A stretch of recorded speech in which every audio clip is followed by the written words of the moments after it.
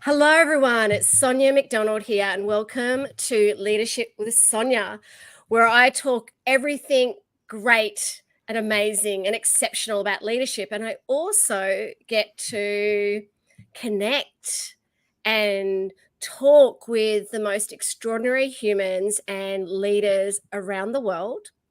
And today I get to connect and have a wonderful conversation with the CEO of Impression Dental Group, Mark O'Brien, and he is also a finalist in the 2024 Outstanding Leadership Awards.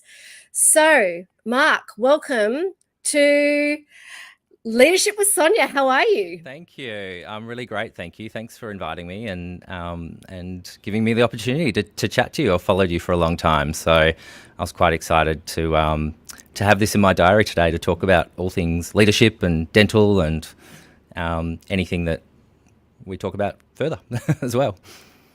Thank you so much. And also I've been watching your journey, particularly as a finalist in the Leadership Awards. And we were just talking offline about the amazing people around him that support him, in particular Brett, who is I have been dealing with leading up to this live and this podcast, who is part of Impression Dental Group, and he has been incredible to work with around helping us actually record this great live and podcast today.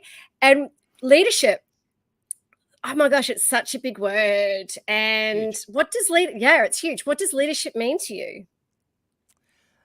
Look, I guess it means lots of different things to lots of different people, and I think for me personally, it's not just what you do and what the behaviours and values that you distill in your kind of work life, because we've all got multiple lives, but it's what you do as an individual in your family, around community, and I really think as leaders have an obligation to give.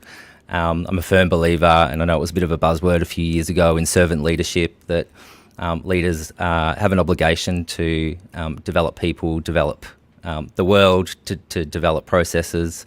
So I think from my perspective, that's what keeps me grounded and motivated as a leader to constantly be serving.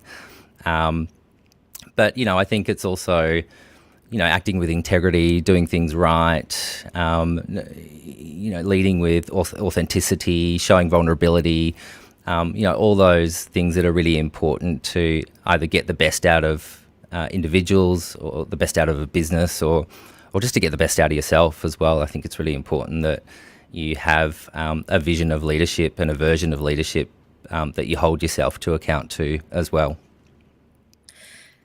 I love all those words that you mentioned around authenticity and vulnerability and integrity. And I was having a look at your website today, Impression Dental Group's website. I must say, what a gorgeous website. Can you tell me a little bit about what you do? Like, what do you do? What does Impression Dental Group do? What are you about? So Impression Dental Group is a group of almost 30 practices, dental practices, all the way from Townsville in far north Queensland, all the way down to my hometown where I grew up in Geelong. And we're officially 3 years old. So the 8th of March, we had our third birthday. The business was born out of.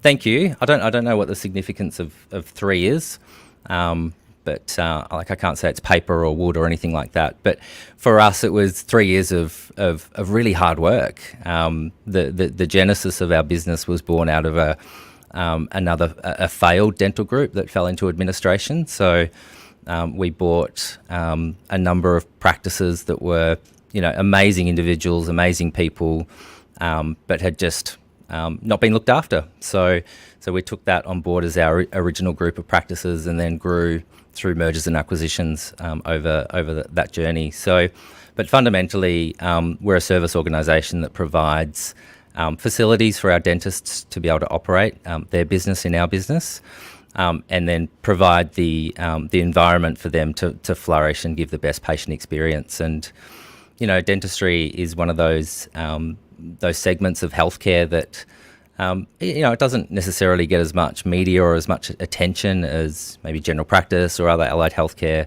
verticals, but dentistry, we talk individually about the mouth being and teeth and smiling being a real beacon of confidence to people, and we talk a lot about the fact that we can influence that. We can influence how people smile and how they feel, and that's what kind of motivates us and our team to deliver the best dentistry and healthcare for our patients. Yeah, it is. It's funnily enough, a bit of a funny story. My first boyfriend was a dentist. So yeah, I wish I'd kept in touch with him, but because I know some others if you need some dental work. Oh, thanks. I'm not suggesting you do. No, but it's true though, right? Like I mean, I'm very particular about my teeth, and I remember my daughter when she was younger really struggled with her teeth, and obviously we've taken her to get a lot of dental work, and even today, seeing the difference in her confidence now that she can smile brightly, because it's smiling's so great for you. And so let me ask you this. Tell me a little bit more about you, Mark, in terms of what's Mark. I mean, even though you and having a look at your bio and your background, extraordinary. Tell me what else makes Mark other than CEO of Impression Dental Group. What else do you love to do, and what gives you joy?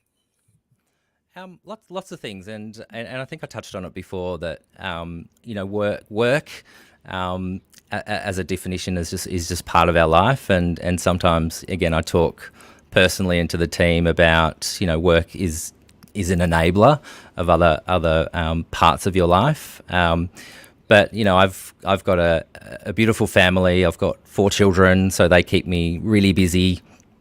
I've got an amazing supportive wife, and being a dad and being a CEO or anyone, don't have to be a CEO, but working parents, I've got the most amazing respect for because I'm a working parent.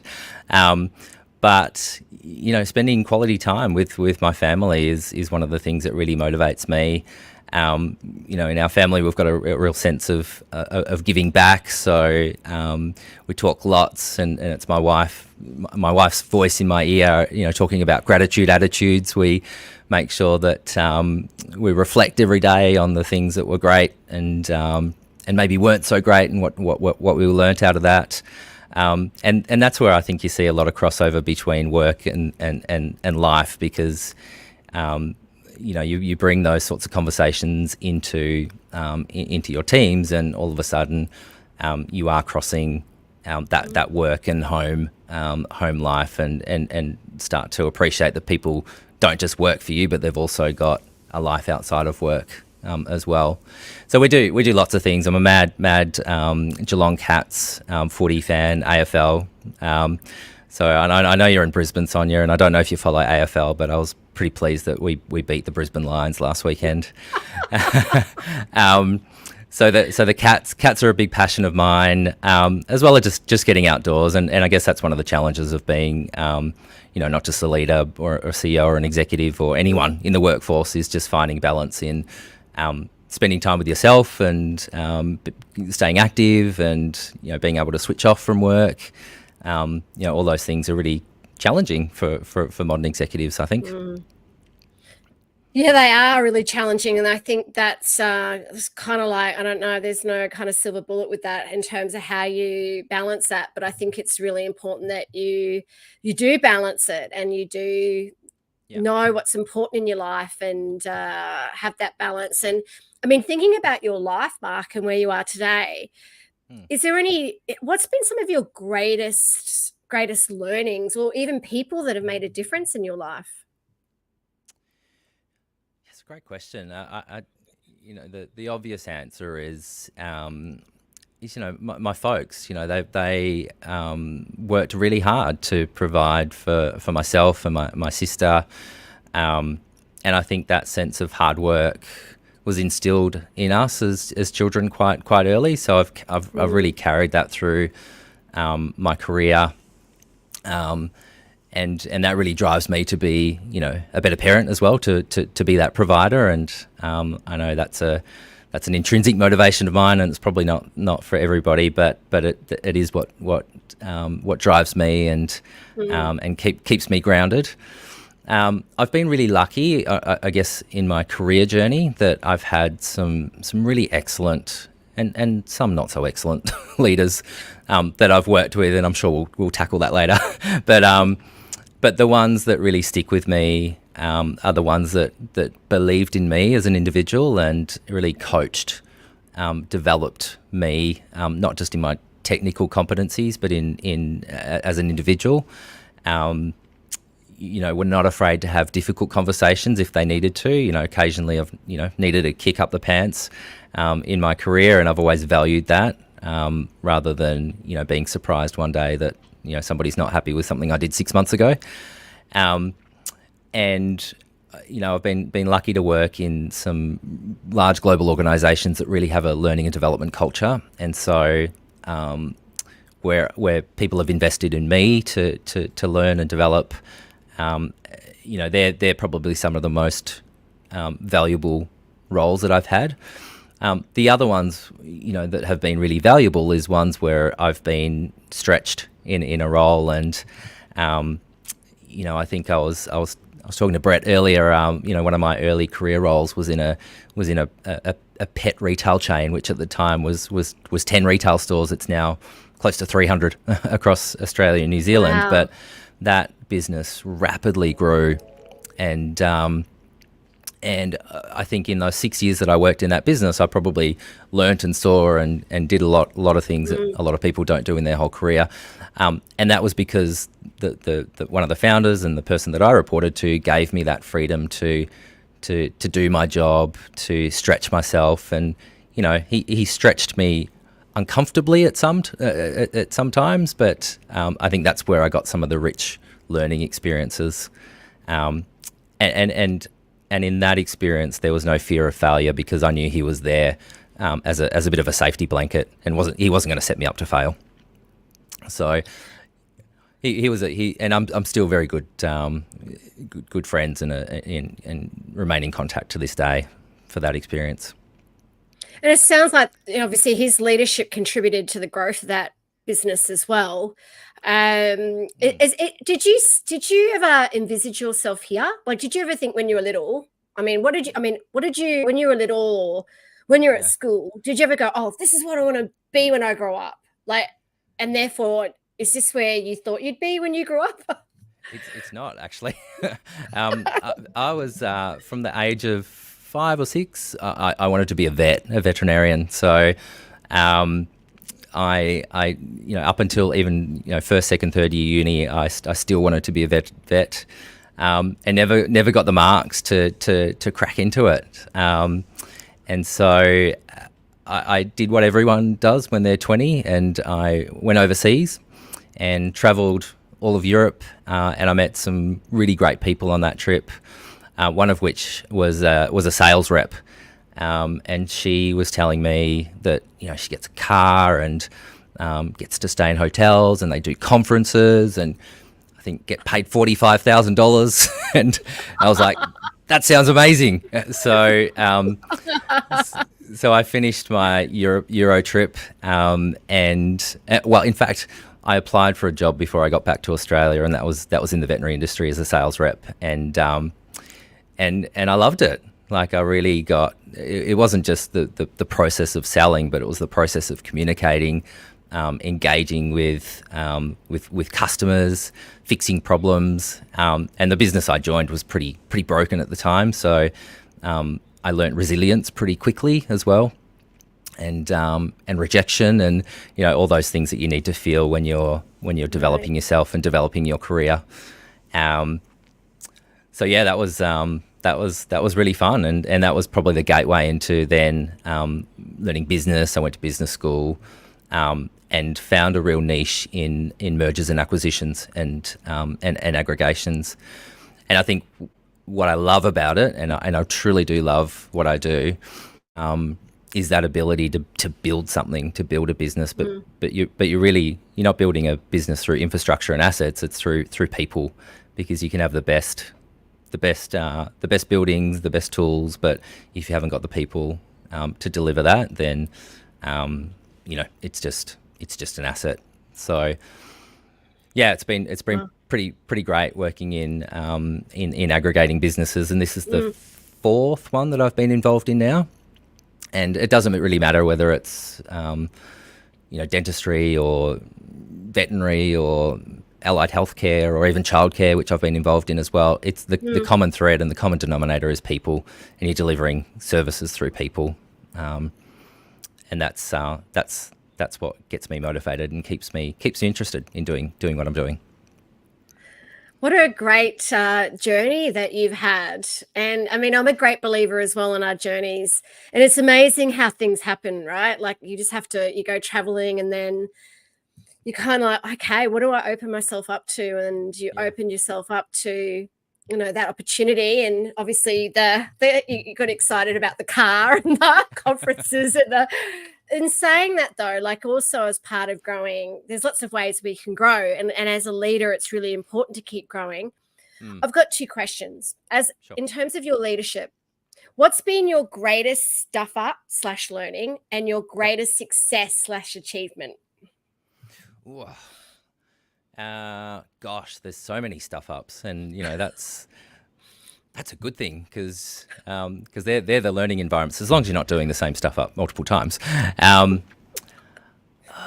is it? I think it's probably related to people and bringing the wrong people into the tent. There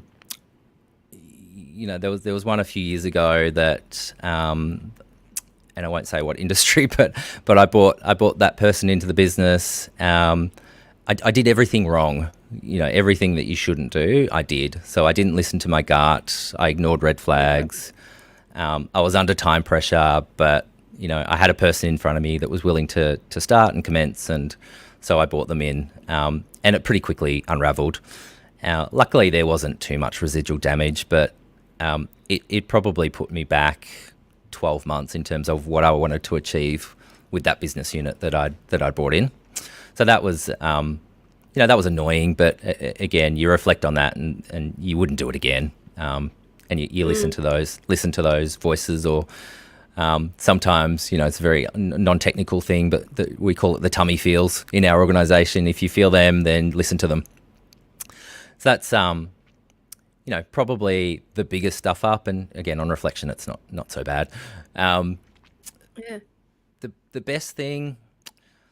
Oh, gosh, there's so many. I think the current role where we have brought a business that fell into administration out of that and really made it flourish has been one of the most rewarding parts of my career, because everything in that business was broken. The trust was broken, the assets were broken, like everything was broken. So it required a lot of heavy lifting to build that trust, a lot of investment into some of the basics.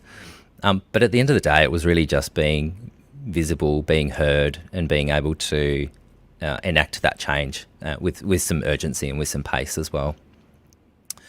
There's one other thing, which was part of my journey with Pet Barn, the retailer. We really disrupted the way people adopted pets, and one of my roles was about bringing adjacent services into that network. So at the time, we engaged with the RSPCA. It was up here actually. So the RSPCA New South Wales CEO, Steve Coleman, who's still there today, is a wonderful person. Really took an open mind to getting pets introduced to people. So we opened up pet adoption centres in our pet retail stores, and that was in the context of the RSPCA at the time and Animal Welfare League organisations having active policies not to support pet stores. So that was quite amazing, and I think by the time I left, we'd rehomed tens of thousands of pets. And the consumer or the shopper that came in had the exact same experience in a Pet Barn store that they would have at an RSPCA shelter. Wow. So that was pretty cool. That is amazing. So a couple of things there. I totally get the stuff up. I did that a couple of years ago myself. Brought somebody on, and it was probably one of the worst mistakes I've ever had in the last 17 years that I've had my company. Again, that tummy feeling, like I thought something didn't feel right, but Yeah. he said all the right things, and then it turned so. And I talk about having the right people on the bus, and yeah, so I totally get that. Like, it's so important to have those people that are aligned. And as soon as I started to see waivers in the values misalignment, I should have just cut it off. Yep. Second thing, Pet Barn is my pet store. Can you please stop putting pets in there, because I want to adopt them all. Like, every time I go to Pet Barn, I'm like, I just want to adopt every pet that's at Pet Barn. It's just like, it's amazing. I don't have any influence anymore, but it's really quite rewarding, and I love taking my kids into a Pet Barn store because I can say to them, and they don't really care, but they like, oh, Dad created that, or that piece of signage when I was in marketing that still lives. Oh, wow. And it reminds me of my dad. He was a builder before he retired, and he used to drive us around as kids and show us all the things that he had recently built. So I think you really do turn into your parents as you get older, but I reflect on that now, and he was obviously really proud of what he did in his career, and he wanted to share that with his family. I feel like I'm starting to do the same thing. Yeah, I think, what, I think it's so important that we do show our kids, and I would love to know, like, I'd love to know what advice you'd give your children about leadership. But before we ask that question, I know you talked about one of your great successes also being about how you were able to turn Impression Dental Group around. What do you think contributed to that? You've had now, it's been 3 years, 30 groups now, 30 practices Almost. now. So, almost. What do you think's turned it around? Like, when you said it was broken and look at it today, what do you think contributed to that transformation? Like I said before, I think I don't think I know. It was just a lot of hard work. So there was lots and lots of engagement with the key stakeholders. So, that was with the practitioners, the support staff, the industry, our suppliers, because, some suppliers hadn't been paid for forever. So, all of a sudden we were asking them to, believe in our journey, and I had to convince them that we were the good guys and shouldn't be punished for the sins of the past.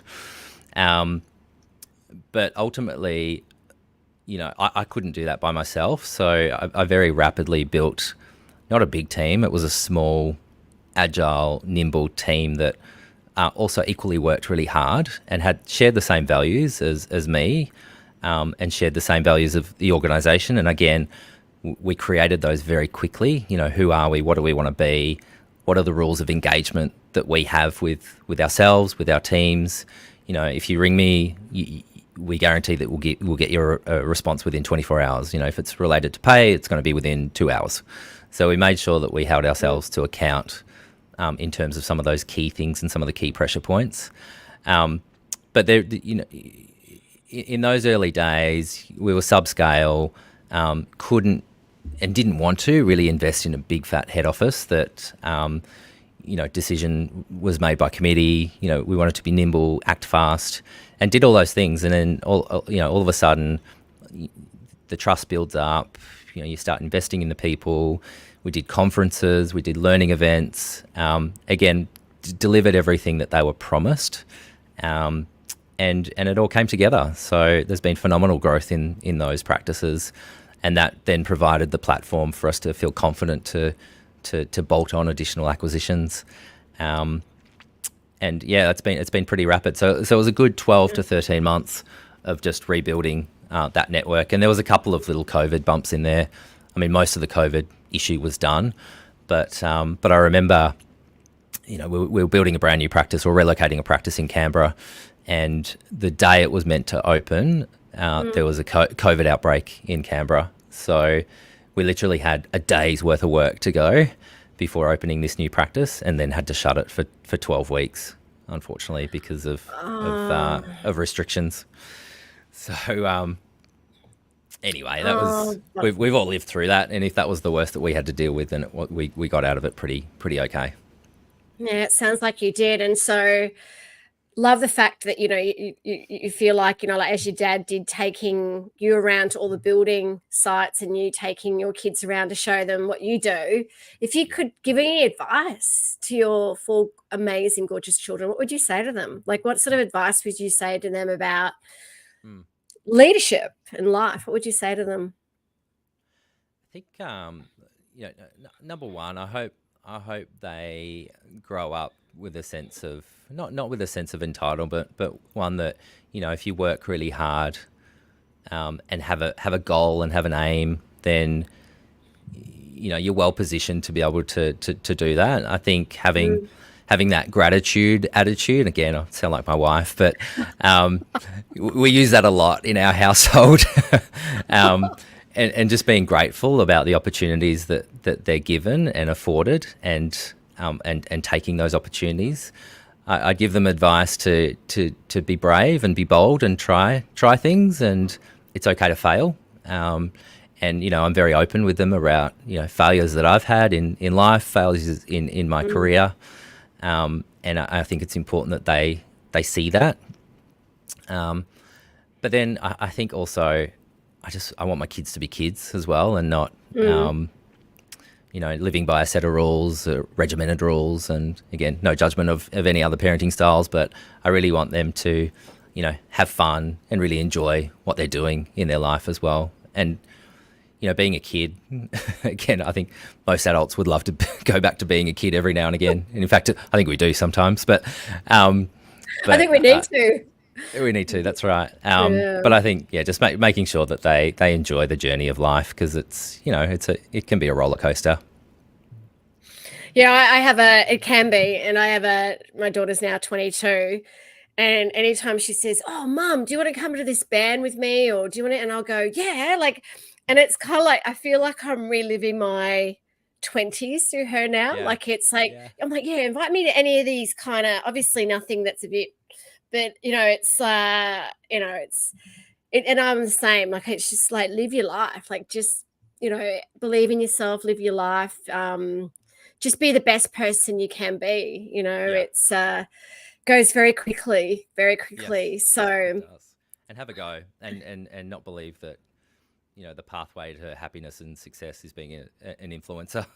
Again, no disrespect to anyone who's a very successful influencer, but I think it's a real danger for kids these days, is getting wrapped up in that world of Instagram and TikTok. And again, I feel like I'm old saying this, but there's a real danger in losing a generation to being able to communicate effectively and go out and run around an oval and kick a ball. And I didn't have those things when I was a kid.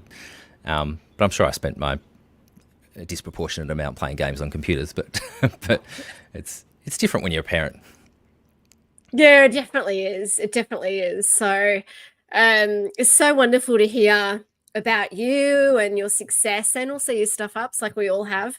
And also we will see you in a few weeks at the Outstanding Leadership Awards. How are you feeling about being a finalist in this platform that is all about showcasing and celebrating great role models and leadership? Yeah, obviously really humbled to be a finalist, and I look at the panel of other people that are also finalists, and like every single person is amazing at what they've done or what they do. So I'm really grateful. Again, gratitude attitude to have been recognised by my peers and by you and your organisation. So again, it's one of those moments that occasionally you need to stop and smell the roses and pinch yourself and think, well, actually, I'm doing a pretty good job, because I'm getting some recognition, not just internally or through your family, but also that external recognition as well. And not that we need external validation, but it is nice to know that there's that that recognition that you're doing some good things.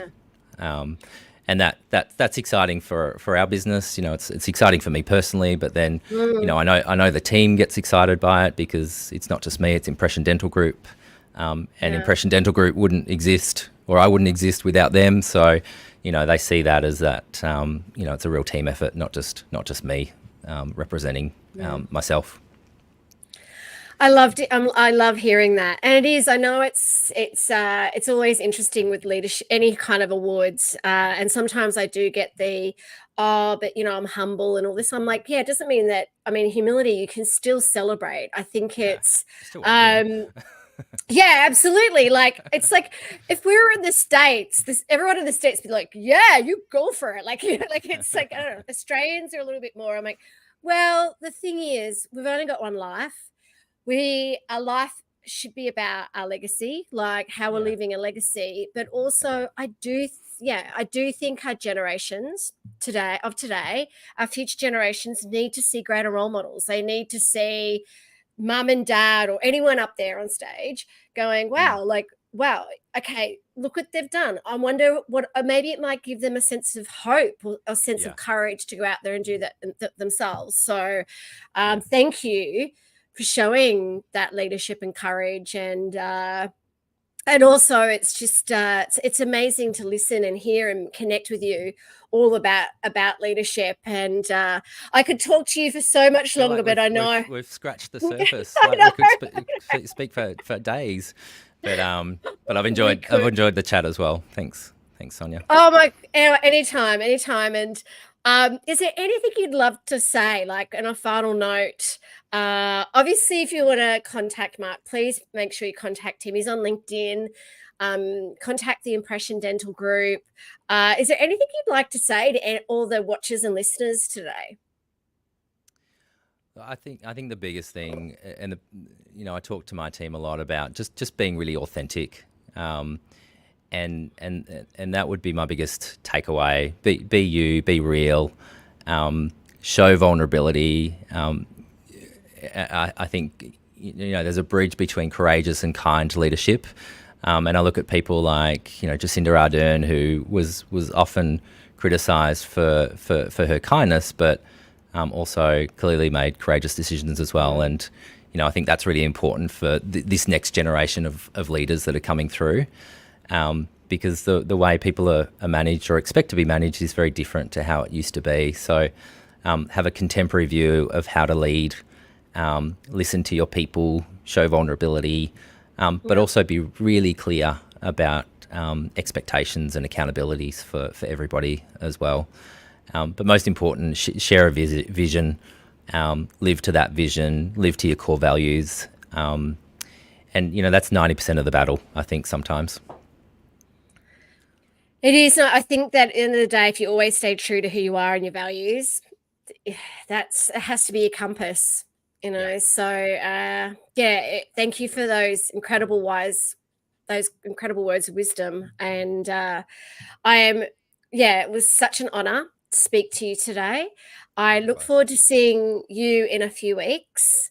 And if anyone would love to join our lives or our podcast to know more about the Leadership Awards or Leadership HQ, please reach out to me or my team. If you'd love to learn more about our work and lives and podcasts all around leadership, we would love to connect with you and show how we could make a difference to you, but also this really, really important conversation about great leadership, because the more we're talking about it and the more role models we have like Mark, it'll inspire. It's the ripple effect. We need to have more great leaders around the world. That's one thing I know for certain that we talk about is, yes, we do need more great leaders and humans. And by having these conversations and having role models like yourself, Mark, that's what we're doing. So thank you so much for being on today's show. It's a pleasure. Thanks, Sonia. Look forward to seeing you soon. Thank you so much. And you take care. You too. Thanks. Bye. Bye.